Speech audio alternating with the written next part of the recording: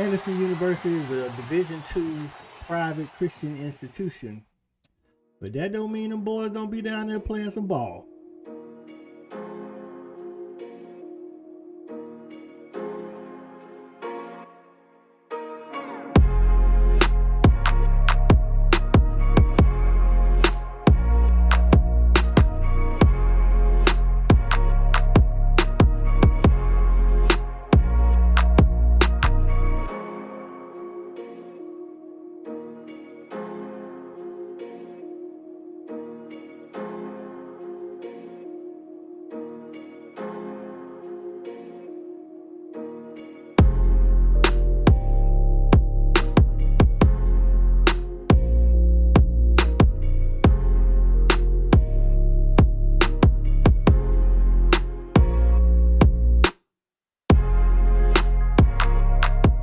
Welcome into the Fan Addict Sports Channel for sports fans by a sports fan. I'm your boy, Coach I.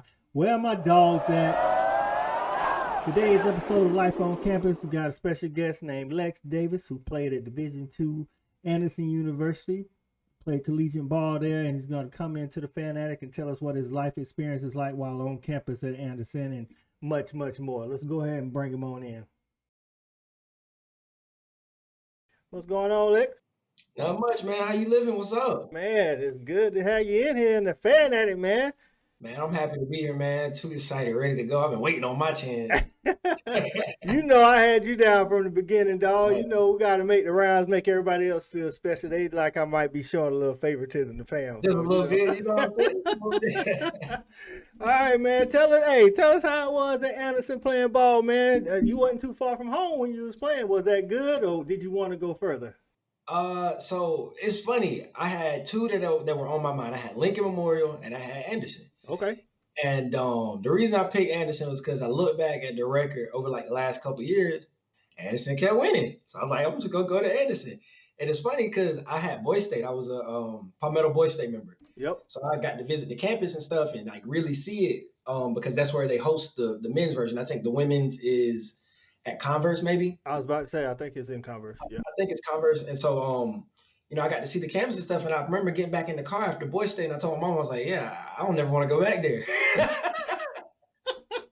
I was like, I never want to go back. And then that offer came, and I saw the team, man, and I just saw the makeup, and I was like, yeah, I got to do it.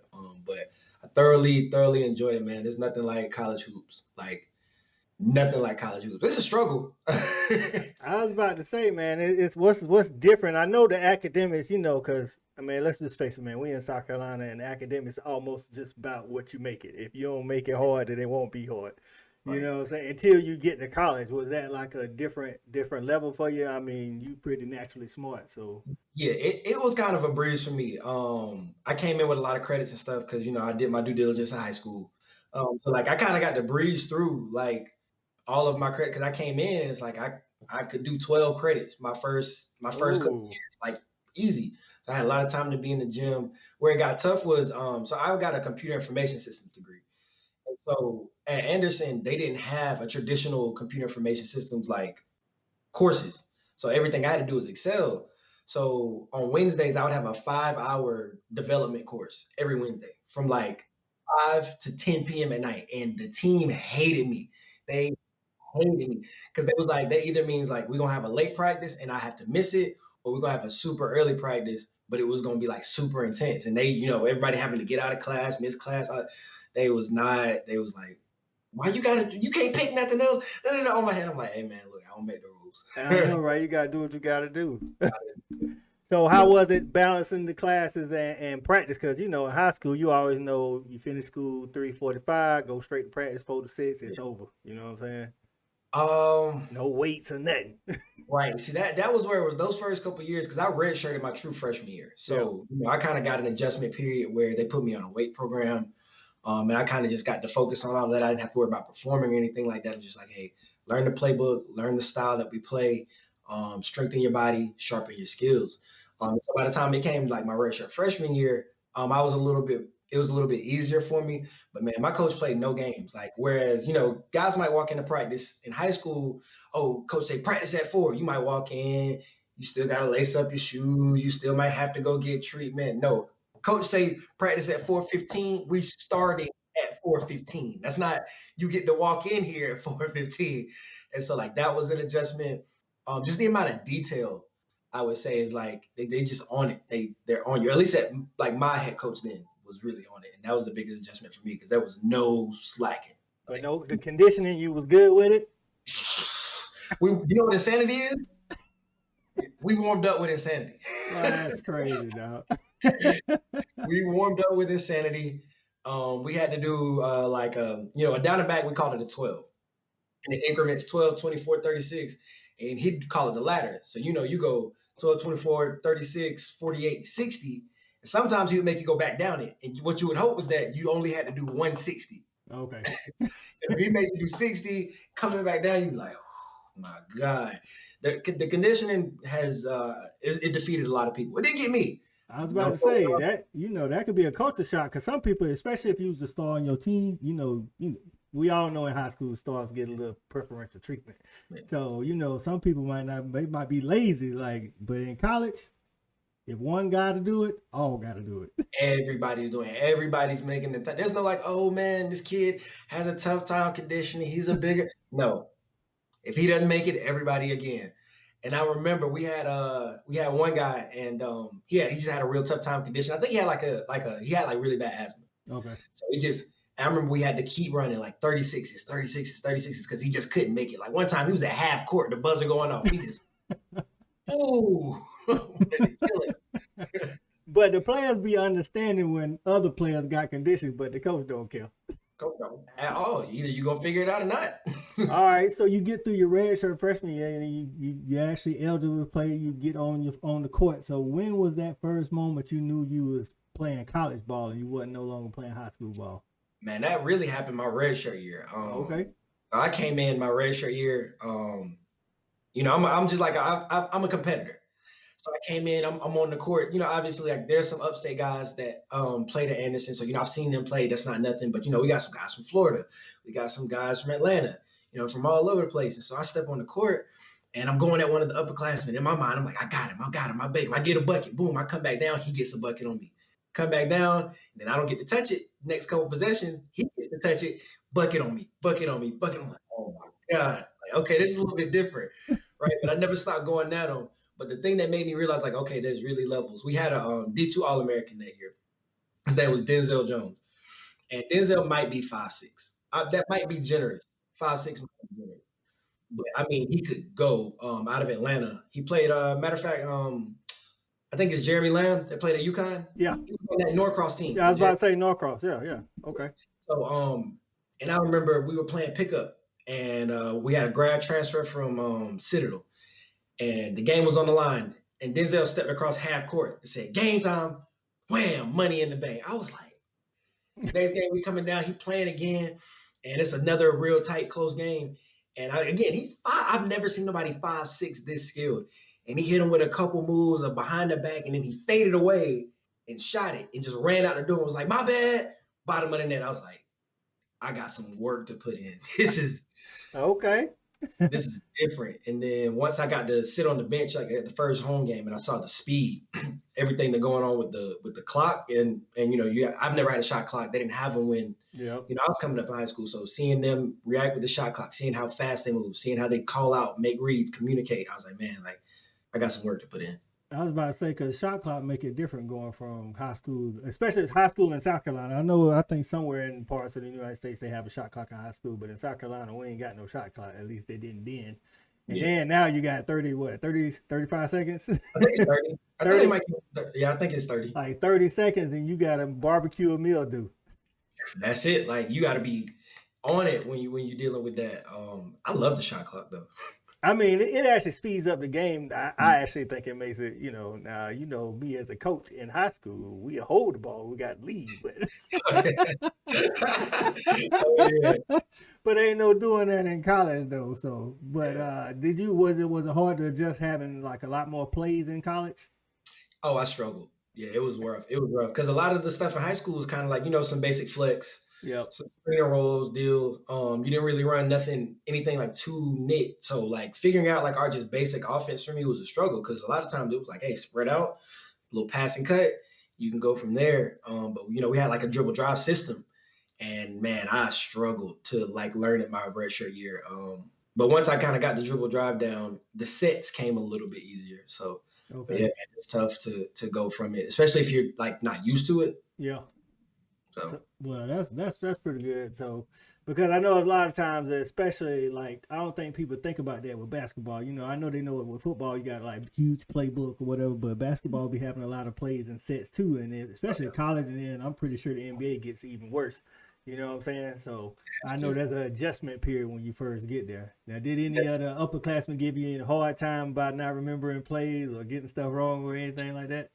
Yeah, we had this one like exercise, I guess I'll call it. And our coach called it perfect execution, Yeah. right? And it was for running. And you had to either run the offense and you couldn't mess up. You had to run our basic dribble drive to a T. If you messed up, you were on the line. Or he'd call a set. He'd literally come in, call a set, you had to run it the entirety of the clock until it ran out and then get a good shot. And if you mess it up, you was on the line. Man, my red shirt, yeah, they hated me. Because what are you doing? I'm like, oh, my bad. My bad, man. Yeah. Oh man, that's crazy, dog. I mean, but it's an adjustment period. But those seniors, they about ready to get out of there anyway. They're like, look, man, this is my last year. You got me out here running. And I mean, we had those upperclassmen, they were just like, man, like just you want to get in the gym with me? Like, I'll get in there with you. I was like, man, I'm gonna figure it out. And by the end of that year, though, it started to click. We were really injury prone my Yeah. red shirt year. So like my coach almost burned my red shirt to have me come play because by the end of the year I caught it so well and we needed some guys. But he's like, nah, I'm gonna let you keep it. Well, that's good. Did y'all make it to? Cause y'all have a tournament like individual. Did y'all make the tournament? Not that year we didn't. We Okay. made the Well, that's SAC good. That's conference good. tournament and then we lost in the championship game, which would have given us our berth. Okay. Well, that was good to hear him burn your red shirt. On almost made it. You play like 5 games. Yeah, like, you burned me on that. Like, Yeah. So what's your summer like? So I know because y'all have to do workouts and stuff in the summer, but like you don't get no full summer to be at the house. Like when did you have to report back? so if we didn't have summer school, then you were good to go all Oh, summer. okay. Okay. Um, but they sent you home with stuff. Hey, look, work on it. And they would always tell you, like, if you don't work on these things, because at the end of every year, you have individual meetings with coaches, and then at the end of the year, you have individual workouts. And so in the workouts, they usually tailor it toward groups that with people who have certain weaknesses that they want to work on, or at least that's how we did it. And then they sit you down and say, what do you want to work on and what do you think you need to work on? And this is what we think. They send you home. This is what we think you should do. This is the amount of makes you should have. You don't have to record them. We'll know when you come back if you put the work in. And so after my freshman year, I came back and it was 5 days a week. Because the biggest adjustment I needed to make was my body. I Yeah. came in and I was maybe 6'3", 175, J- 170. Soaking wet. Right. Like I was real thin. By the time I left, I was about 6'3", 180. Okay. And then when I came back over the summer, it was just like wake up early in the morning, eat, go to the gym, lift weights, play pickup or work on my game, leave, eat again. Um, be with my friends this summer. So I'm gonna be with my friends. I'm gonna mess around. I'm gonna be outside. I'm on the game late at night. I'm eating late at night. I wake up early in the morning, 7, 8, 9 o'clock. I'm doing it again Yeah. because I can nap and stuff throughout the day. And I came back and I had grown an inch and I had gained about 10 or 15 extra pounds. So I came back at about 6'4", 190. Okay. Okay. So it was just a lot of work. Like, I mean, I just wanted to be really good, really big competitor. We have great wings, and I'm watching these guys playing. I'm like, man, like I got to be able to compete with this. I got to be able to take the bumps that they're giving me. I got to be able to take from their game and add to my game. And so, like for me, it was just like work all summer long. Like had to dominate. That's what's up. So you're working all summer long. You get back to school, but actual games or practice don't start probably till late September, early or mid October, something like that. What you do? Like, I mean, we both from upstate South Carolina. What'd you do for in your off time in Anderson? Come back to Greenville. During the week, I tended to stay at school. Sometimes on the weekend, we had a little spot called Club Maui that all of us might go to. Yeah. But usually I just come back home, see my people, see free laundry, free food, all that. But outside of that, if I had any free time, I usually tried to put in work in the gym. Like I was just trying to be in the gym, or I was like making sure that I had like work done. Like I knew I was bad about doing homework, but I always did like other work. I just never did homework. Everybody listen. Do your homework. It's practice. Practice makes perfect. Don't be like me. Do your homework. You just didn't feel like doing it, or you be like, it's easy, so I can do it later on. Yeah, so it's like I said, like they would say that your homework is practice for all the things that we go over. But I was a big concept guy, and a lot of the stuff that I did, and because my degree was a business degree, so I had to take business courses, and I would grab concept really quickly. And so if I got the concept, I was like, well, I understand it. I don't really need to do the homework. I got it. You just said Anderson making your own rules. Basically. And I'd have like a B or something like that. She'd be like, hey, I'll let you make up the homework, or you can make up this many assignments if you'd like to, and I'll get you to an A. I'm like, nah. Like I'm good. Like as long as I pass, I'm gonna get the degree. I don't really need to. It ain't that serious. They're not checking for my grade point average when I finish this. The time that I can spend doing homework, I can either be asleep or I can be in the gym. Yeah. So how Mon Dukes handle you being away from home for the first time when you went? When she moved me and she cried. But I think she enjoyed that I wasn't too far, because I'm firstborn, and usually it's the baby that get them, but like my mom always says that like I'm her kid, and then my youngest brother is like my dad's. Yeah. So for her, it was like, nah, I kind of want him close. Like I want to be able to see him. I want to be able to come back home. It was a short drive for her to watch. Yeah. So she dealt fine with it because I was pretty close. So did she say anything when you was considering Lincoln? Because Lincoln's in Tennessee. Nah, she actually was quiet. She was, whatever decision I want to make, go ahead and make it. Because she knew that I might not even she knew I might wanted to walk on, because I thought about trying to walk on like Wake Forest. Mm-hmm. I even thought about like not playing if I didn't get the offer that I wanted, and just like going to like North Carolina, Chapel Hill, and just so she knew I like had some aspirations of going a little bit far away. So she just kind of like piped down, and she didn't want to influence none of my decisions. So ultimately, what made you decide to go to Anderson instead of like going to Chapel Hill or Wake Forest, and either walking on or just going as a regular student? I didn't want to have any debt. I enjoyed playing. I love to play. Like I still play now. I just love the game of basketball. And so I sat down and thought about it. I was like, well, I still really want to play. I don't want to have to guarantee that I'll be able to play and compete. And they're offering me scholarships, and between the money that they can give and my academic money, I have a full ride. I don't have to take out any loans. My mom doesn't have to worry about anything. So I was like, I'm gonna go ahead and I'm gonna go to this Division II school. If most kids only thought like that, Lex. I mean, right. I ain't gonna lie. I had a chance to go to Fayetteville State in North Carolina on full ride, but I was like, I don't know about going to Fayetteville State. I think I'm gonna go to Georgia and get all these loans. I mean, I wanted the D1 bad, and I probably could have waited it out. There are a lot of guys, they'll wait it out into the summer and maybe play a little bit more and try and get some more exposure. Me personally, like I wanted the signing day at school, and all of that too. And so, and I liked, again, once I met the coach and I got to play with the guys, and I saw the system and stuff like that, I was like, you know what, it's either here at Lincoln, Anderson one. Like I'm pretty firm in my decision. But I mean, that's good, because a lot, like I talked a little bit about it with Taz, like a lot of kids are always thinking D1 is the only choice, and that's not the case. There's so many levels, and you can, like you said, free ride. That's what we're trying to get. We're trying to get a free ride. Let somebody else pay for your education, and then let the chips fall where they may if you're trying to get to the NBA or whatever it is you're trying to do. Yeah, for sure. There's a few D2 guys that actually have gotten in league shots. And I mean, I'm not gonna hold you. Lincoln whoop on some D1s every year. Bro, like when Dorian, rest in peace, when he was there, their team was good. And Dorian played professional ball. He didn't play in the NBA, but he played professional overseas. You know what I'm saying? It's just like when you grow up and all you see on TV is the NBA and Division I. That's all you see. That's all you see. You think that's the only choice, but we're here to tell them it's a lot of different routes to take, and regardless of what your aspirations are. So, and that's like a newer thing too. Like the Division 1 being like, it's like a new like media thing where it's like, oh, you have to be Division 1, da da da da. Because you got to think like Scotty was a D2 guy. Yeah. Pippen was a D2 guy. I think Dennis might have been Dennis D2. Rodman, yeah, Dennis Rodman. I think he was in AI actually. Ben Wallace was D2. Yeah.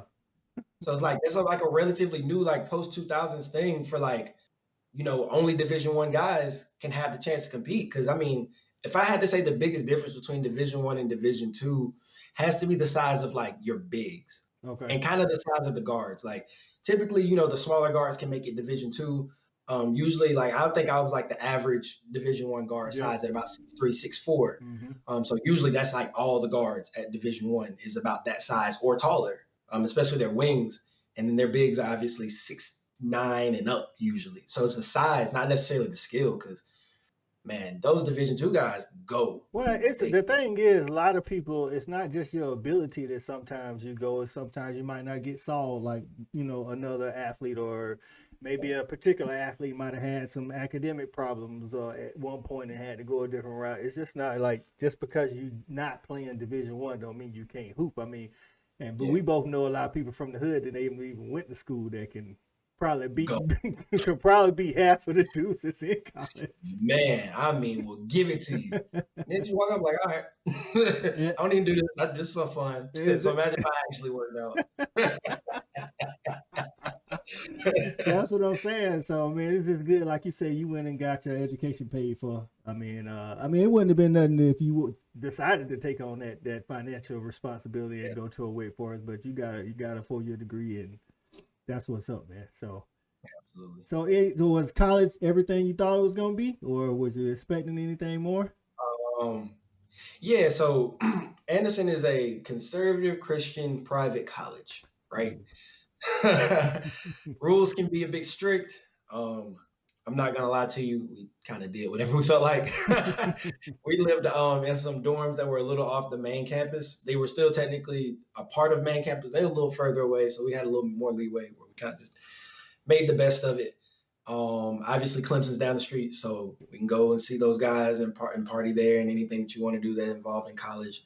But it went by so fast. It's just kind of hard to think of. Like they tell you, hey, high school is gonna go by fast, and it does, but college goes by faster. It goes by much faster. But college hoops it was everything that I thought it would be. Okay. Did y'all get to play any Division 1 teams? Yeah, so we got to scrimmage Clemson at the beginning of my redshirt junior year. Okay. Oh wait, is that right? No, redshirt sophomore year. Scrimmage Clemson, and then my grad year, or my redshirt senior year, we got to play College of Charleston. So okay, two good basketball teams. How'd y'all fare against College of Charleston? To be honest, our coach didn't really play to win. It was one of those things where you get paid. We had him. We were still in the game at halftime, and then halftime came out. We got a couple buckets. They went on a small like 7-0 run where they got up to by about 10. Yeah. Then the coach just, hey, let some guys play. And so he just kind of started subbing in some guys to give them the experience. I think we could have got them personally. Okay. Yeah. I mean, like I said, man, you talking about, that's why I love basketball, because basketball is anybody's game. You know what I'm saying? Football can be anybody's game, but football, like for the most part, if you bigger, faster, and stronger, you pretty much gonna win. But with basketball, you fool right here and get some dude can't move, but he can light that 3 up. And man, you just get them on a good day. Exactly. It's on and popping. So what's your favorite memory from basketball in college? The NCAA tournament. So my redshirt freshman year, we had a really good team. And we got to play in the NCAA tournament. We made the first round. We ended up losing. Okay. But man, just like getting to experience that, you get all the gear. Even at D2, we get a lot of different gear. We were being escorted by motorcades on our bus and stuff like that. You get to go in and you see all the different teams, just like the whole experience of it. And like winning games at a high level, learning how to win a lot of games at the high level, that was the best thing ever. Playing in them, being in them, that's my like ultimate memory, is just that encompassing. I don't have a single one. Yeah, but that's what I'm saying. And most people, like I said, we shooting for D. Everybody say D1, but all levels had those tournaments, and although it's a lot of guys you played against in high school never got to do that NCAA tournament, man. You know what I'm saying? So It's special, man. It's there's no feeling like it, Yeah. and it's intense. Like it's intense from the moment you start from the tip off. It is one of the most intense environments I've ever been a part of. Well, that's what's up, man. All right, man. We're ready for the Fanatic 5, man. I got 5 Do it. questions for you. You tell me what you think. All right. So, who was the best person or team that you played against in college? Oh man.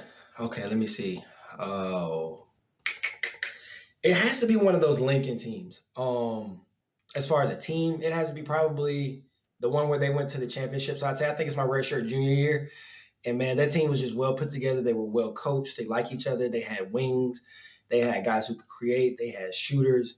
And they executed really well. Like they were never going to beat themselves. Okay. And it's hard to beat a team who isn't going to beat True themselves. As that. far as player, there was a guy that went to Limestone my freshman year, and I didn't get to play because I was redshirted, but I went and watched our guys play. His name was Charles Blue, and he was the real deal. I mean, wherever you want, he posts you up, and he had the post up game. He could jab out of the post. He could give you a little baby hook. He could give you the runner. He could give you the step back, shoot the three off the dribble. I was like, man, like How this didn't guy. you look at him like, how didn't he make it D1? Right, because I mean, he could give it to you. He played a physical game too, give you the bumps to get the space, and I mean, it was not a finesse game. It was a 3-level score gritty game. Okay, okay. So we know Anderson is definitely considered a prestigious academic institution. With that said, did you ever let anybody take a test for you or have a professor let you skip an exam? Never, Okay. never. The best I got was like, hey, I had a game. You can make it up. Can I push it back? Can I come during off hours and take it? Another time. I got a bunch of stuff to do, and usually it was a no. But Anderson said they don't care nothing about you playing no ball. they don't. They didn't care. But my development professor, knowing how tough it was, he let me take a few of them like a day later and stuff like that. So All right. So I'm changing this fourth question up a little bit because most people say it wasn't no rookie hazing or nothing like that going on. So was there an upperclassman that gave you a hard time or you just didn't get along with? no, they like me, but I do know that they did give like my roommate a hard time. Okay. They gave him a hard time, but they like me. Just to give him a hard time or because he couldn't they didn't like He him? kind of like walked into it. Like Okay. he was a little bit awkward coming in, Yeah. and like they just took advantage of it. Like if you're gonna be awkward, then we just gonna give it to you like that. So Like, when you was a senior, did you give anybody a hard time? nah, I don't. And none of that, I don't care about none of that. I be trying to win. I don't care about giving nobody no hard time. All right, last question. Who are the 3 most influential people in getting you to college and getting you through college? My mom, Always. always. My parents in general. Yeah. Gray. Gray was big for me. All right. And then my first head coach. Because I had 2 head coaches at Anderson. Okay. We made a coach switch my true senior year. Yeah. Before I graduated. And but my first head coach was Jason Taylor, which he coaches at Newberry College now, or Newberry University.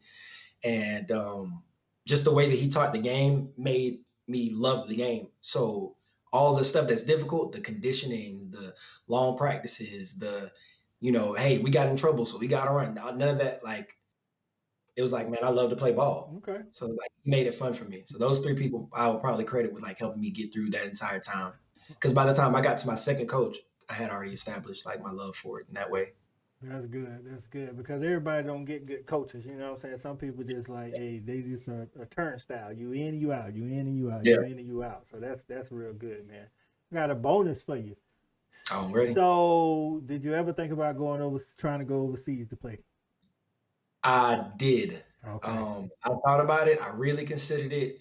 But when I graduated, my son was born, and he was born that September. I graduated that May, and I was like, you know what, I could try and find somebody who would let me bring my family with me and stuff like that. But I was like, you know what, my time is up. Like for me, it was like, you know what, I knew I could have been a pro, Yeah. and that was enough for me. So it's like, nah, it's time for me to dedicate it to him. Way And so to be self-aware, because we got a lot of people out here, parents and players, that are not very self-aware. You know, you know, I know, and sometimes you butt head with those, especially those parents, because yeah, you know I like to shoot it straight. you got to. Ain't no other way to give it up. Ain't no other way to give it up, man. So we appreciate you coming into the Fan Addict, man.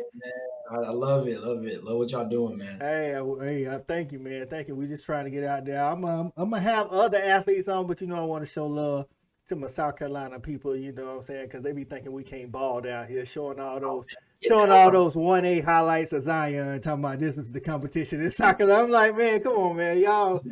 Nothing. Like he played 1A ball, man. Come on, dog. Don't Come to the 3A or 4A or 5A. Let's show you how it really get down to nitty gritty. You know right what I'm saying? So, hey, for Lex Davis, this is Coach I, and we are out. Don't forget to comment, like, and subscribe.